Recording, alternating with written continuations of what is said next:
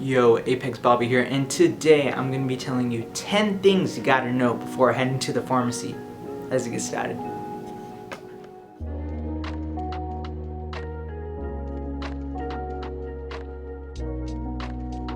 Number 10, you gotta get yourself a mask, and I highly recommend that y'all get one, especially nowadays where a lot of places are enforcing wearing mask policy. So you can always come through drive-thru, but if you come inside, you might need to wear a mask. You know, gotta protect others, you gotta protect yourself. So number 10, get yourself a mask, okay? Okay, so number 9, this one I put it at the bottom, but it's actually one of the most important, discount cards. Now, discount cards can be used in pharmacy setting, but you have to make sure you know every single information about the medication you're trying to get. You gotta know the name of the medication. You gotta know the strength of the medication. You gotta know the quantity of the medication. A really widely used website is goodrx.com. And as a person who's been in the pharmacy for, I don't know, almost 4 years now, GoodRx does the job. However, you gotta make sure you have all the name, the strength, the quantity, all that must be good. Even then, that price that is on GoodRx can fluctuate, especially if you're running it through a system. So even though it says $15, when running it through the pharmacy system, it can be maybe $18 or $15, or even not even work, it goes straight to $30. So I highly recommend that y'all understand what is your medication, what strength it is, the quantity, and see if your insurance can even beat the discounted price, something like GoodRx. I'll include it down below. It also is on your phone, so if you're at the pharmacy and you're like, whoa, why is this 80 bucks? Let me do GoodRx, hit that.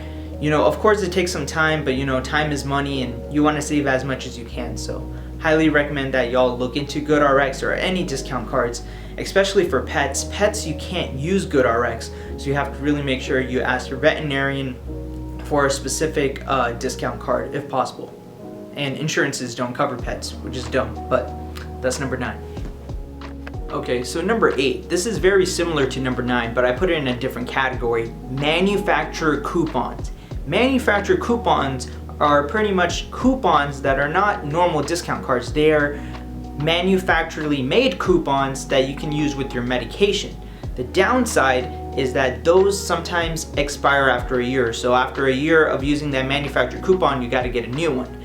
Furthermore, many manufacturer coupons are not covered under Medicare and Medicaid. Medicare, to just remember, is people who are above the age of 65. You know, you gotta care for the elderly, right? Medicaid are usually people who have low income statuses. So those manufacturer coupons will not apply for those. So if you have a manufacturer coupon and you wanna run it with Medicare and Medicaid, it's not gonna work. It's one or the other. You use the manufacturer coupon only, or you use it with Medicare and Medicaid only. If you use both of them, it's not gonna work, and sometimes those manufacturer coupons won't even activate unless the insurance wants to pay you a bit. So, a couple of examples, all right? Vyvanse, Januvia, very expensive medications, Trintellix, Dymista, those kind of brand medications that usually may or may not have generics. They're gonna have some manufacturer coupons that you can find on the website of the manufacturer, and that can be very useful if insurance brings it down, and then manufacturer coupon can bring it down an extra 20-30 bucks. It will say how much it can go down depending on how much insurance. So that is number 8. So manufacturer coupons, if you have a very expensive medication, look into that and ask your pharmacist if you can try to apply a manufacturer coupon on your medications. Yeah. Okay, number 7. Always give us a call. That may sound like a really weird thing to say, but the last thing we want and you want is to come to the pharmacy and you're like, I want my medication, and we're like, well, we sent you a notification that it's ready for a refill, but you never acknowledge it, so we have to refill that medication. So you waited in line for 15-20 minutes roughly, let's say, and you come to the pharmacy and you just noticed that just now. Better to just give us a call 10-15 minutes before you even head out. Of course, we may be busy, but at least give us a call. You know, like, you don't just go to Pizza Hut and just be like, hey, I want that pizza, right? And then they'll be like, what pizza? We don't have anything ready for you. We can make one, but it'll take like 15-20 minutes, right? Same thing applies to the pharmacy. Give us a call. Like, we're very happy to answer your calls, and many times it makes the stress of going to the pharmacy less, because you know, okay, these are the medications I got. Oh, you don't have insurance? Let me tell you that. Or, hey, can you tell me how much the price is? All of those are very good questions. You can always give us a call when we have operating hours, and even if we're busy and we keep you on hold, man, we do appreciate your patience and the wait. So that is that. So keep that in mind. Okay, number six. Number six is that we many times in pharmacies have 2 lanes. You know, like the got 2 phones. Nah, it's an old song.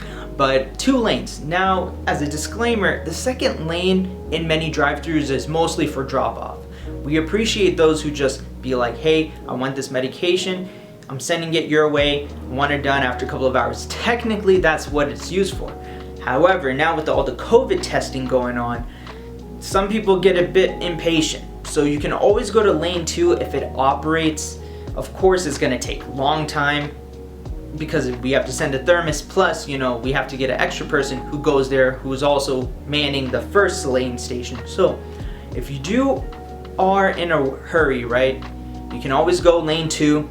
It will take a little bit of time, but you're already in drive-thru, so you're already taking time. It doesn't mean going through drive-thru that you'll get stuff quicker. It's just a convenient way, you know, of getting your stuff. When in doubt, you can always come inside, wear a mask, but, you know, lane 2 is always an option.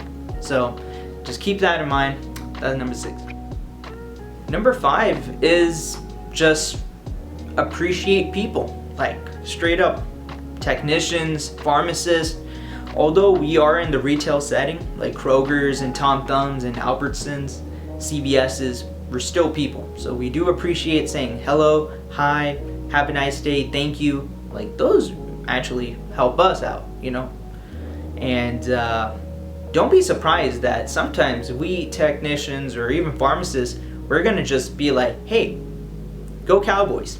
Hey, go Rangers. Hey, go Stars. Like, don't get so confused or even surprised that we are humans too. Even though we're working, like, we're still human. So it's always good to do small talk, you know, just how's your day, all that kind of stuff is really good for us and good for you. So highly recommend that y'all just be, you know, less nervous. We're your friendly neighborhood pharmacies. So highly recommend you try that out. Yeah. Number 4, when in doubt, always ask questions to the pharmacist. The pharmacists pretty much know, or they can find out what kind of symptoms or what kind of things that you need to be aware of the medication. Many of the times, the technicians are sort of forced to be like, hey, the pharmacist needs to talk to you about the medication. But usually that's a very quick, are you increasing strength, decreasing strength? Do you know you can combine these two? Are you aware of these symptoms? Pretty much those are the basics. But if you ever want to know more about the medication, especially the suspensions, right? The liquid antibiotic suspensions like amoxicillin or Cephalexin and that kind of stuff, and especially very small details like shake it up before use, put it in the refrigerator or not, like those small details, unless someone specifies that you should do it.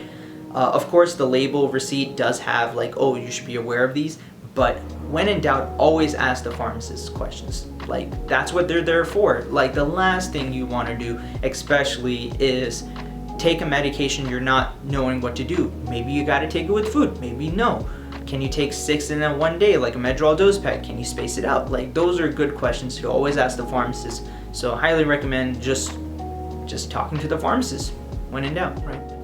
So number 3, just as a plug, you know, many pharmacies have reward programs, or Kroger's have reward programs. Get yourself a loyalty card, especially because many times you get points for getting prescriptions in pharmacies. So for instance, CVS and Kroger's, they have loyalty programs. So getting yourself a loyalty card is going to be getting you more points. More points is going to help you get, let's say in Kroger, more points helps you with gas, so that's good. In CVS's, let's say, the more points you're going to get, you can get extra bucks or care passes and those kind of things where you can get extra money to get stuff over the counter stuff like, you know, Vicks, petroleum jelly, Band-Aids, wraps, all that kind of stuff cheaper. So I highly recommend, if you can, just figure out what loyalty programs do these pharmacies have. Probably Walmart has a loyalty program, and Tom Thumbs and Albertsons and HEBs and all that kind of stuff. So I highly recommend, if you have time, just ask them, hey, is there a rewards program or any programs that I can sign up for? And many times they are free, but sometimes they are like something like a Care Pass where you pay $5 a month, but you get a $10 bonus pay every month so you can spend on anything over the counter. But you can't use those coupons or discounts on prescriptions. Discount cards are different. Those reward point money things, you can't really use those on prescriptions. So, all right, so number 2 is actually understanding that doctors, the people who write your prescriptions, your homies, they're human and they're busy, especially nowadays. I highly recommend that you know who your doctor is who writes you the prescriptions. For instance, you get some metformin. You're like, oh, I'm gonna go to the pharmacy to get some metformin. Then you figure out that there's no more refills on that metformin and you're pretty much one day out. Like, you only have one day left for tomorrow and it's Friday and offices are gonna get closed real soon, right? Make sure, if you can, have the number saved of the clinic or have the number saved of the doctor. So when that time comes where the technician or the pharmacist is like, well, you don't have any more refills, we can send a refill request. Those can take some time, especially if it's Friday and you're almost out. You don't want to be missing days. So I highly recommend that you have your doctor on speed dial, or at least, you know, save the contact, so if something does happen, you can be like, oh, okay, I'll give the doctor a call. It's 2:30. I might be like on hold for a bit, but I need that metformin. And hopefully the doctor authorizes that request, which everything's digital now too, so everything can be electronically faxed. It's not even paper fax anymore.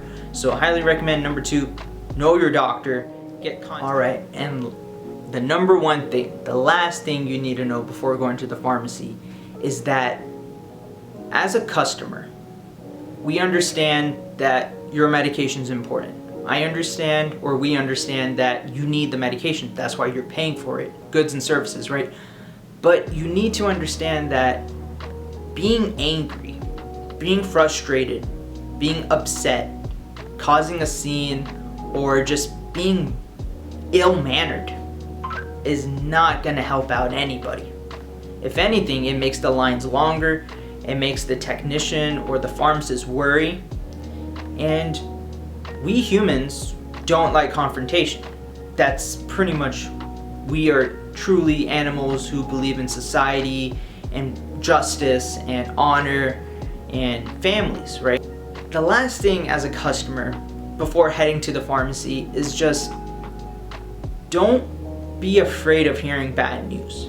That, oh, your medication's not finished, or oh, we're still working on it, or the doctor just sent it, or the doctor didn't even send it in the first place. We can send a request. Keep an open mind, but you as a customer need to eloquently show your concern. I understand, this is what I need to do. I need to get this medication. Can you please help me? We understand. That's why one of the previous rules is to give us a call. So the sooner we understand stuff, the better. So the doctor can just send the medication, or we can try to figure out how to bring the price lower. So try to keep an open mind. I highly recommend that y'all, especially number 1, is just understand that you're going to the pharmacy because you need some help. Everyone's trying to find some help out there, right? So at least in this setting, just be clement, be patient. We appreciate it. You'll appreciate it when it's your turn, and then someone behind you or someone in front of you is also going through the same thing. So we understand that everyone is just trying to, you know, get home or get relaxed. So just improve your way of being patient and just understand that we're just here to help, and we'll do our best to help. And when in doubt, pharmacists will be called to help you on anything you have questions on. My top 10, I hope this video wasn't too long. Might need to add some funny stuff here and there, but that's it. Top 10 of things you gotta know before heading to the pharmacy. I appreciate y'all watching, and Apex out.